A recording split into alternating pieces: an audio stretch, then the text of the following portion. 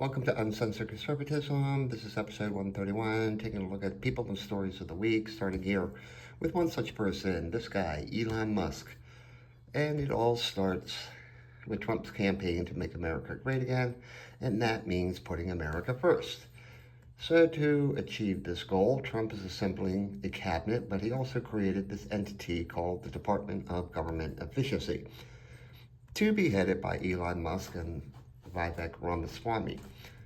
Now, somehow the issue of H-1B visas entered the discussion. These are visas that attract immigrants of merit, mainly to do high-tech jobs.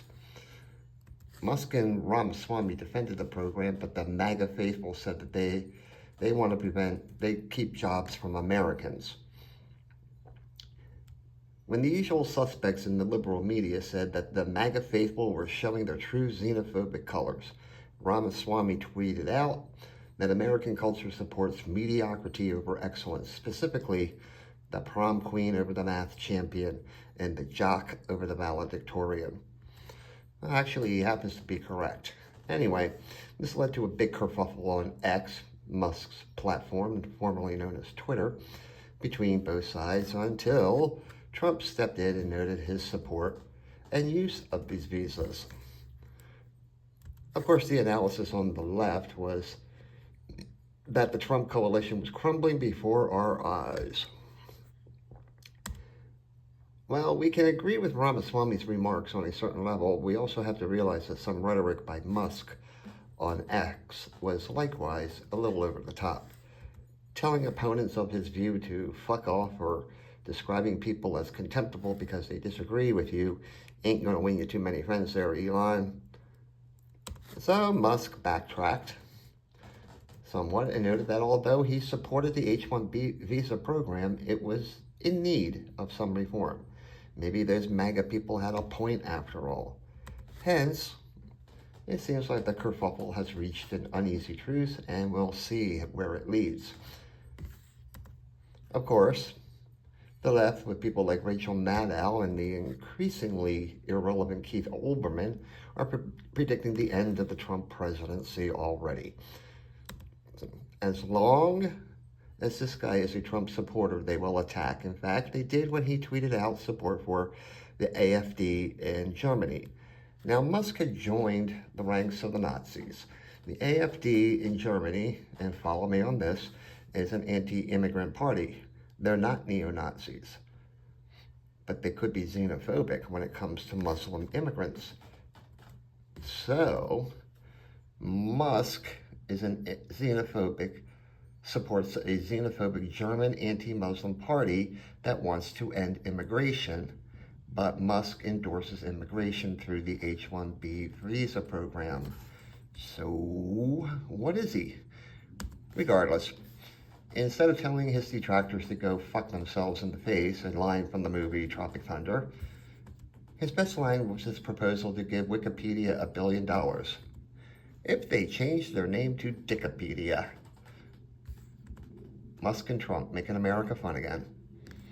The other person of the week is Mike Johnson, the Speaker of the House.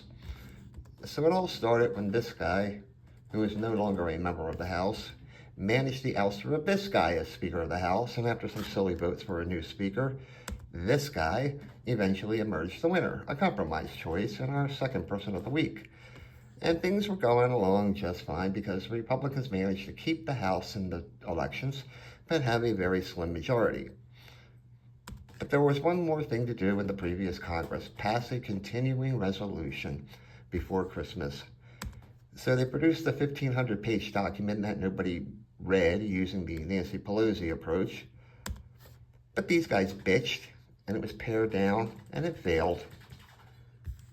So Johnson had a plan C, and it passed, not because it was ideal, but because they wanted to get out of Washington and head home for Christmas. And that pissed off this guy, who said Johnson had to go as Speaker. So they met on Friday to swear in the new Congress, but first came a vote for Speaker, and guess what? On the first vote, Johnson failed by 2 votes to reach the 218 required to keep the gavel. So they talked and they talked and they talked, and a half hour later, Johnson reached the 218 votes needed. Now, say what you want about this old dingbat, but she held the Democrats in line when she was Speaker. Republicans, they have a penchant for being the party equivalent of this guy. Because this guy once said, never underestimate Biden's ability to fuck something up. And that's usually what Republicans do when they're in power, snatch defeat from the jaws of victory. Our number 2 story of the week is the death of Jimmy Carter at the age of 100. That moves this guy to the number 1 worst president in history spot. Okay, so a 100-year-old ex-president died and all the somber accolades came forward. The man who brought you lines for gas and hostages in Iran was suddenly transformed into some kind of saint. Some editorials talked about how his presidency wasn't so great, but that he was a great ex-president. No, he wasn't. Just because he still taught Sunday school, or his Habitat for Humanity built 4,000 homes, or whatever, does not negate his dabbling in foreign affairs and undercutting the real presidents at the time. Without going through all his terrible actions as president, he invited the Soviet Union into Afghanistan. Thankfully, this guy came along and offered some optimism and strength. This guy, he'll forever be remembered for his malaise speech. As ex-president, as this guy invaded Kuwait, this guy took the unusual step of writing to every member of the UN Security Council to avoid military action and negotiate with this guy, Saddam Hussein.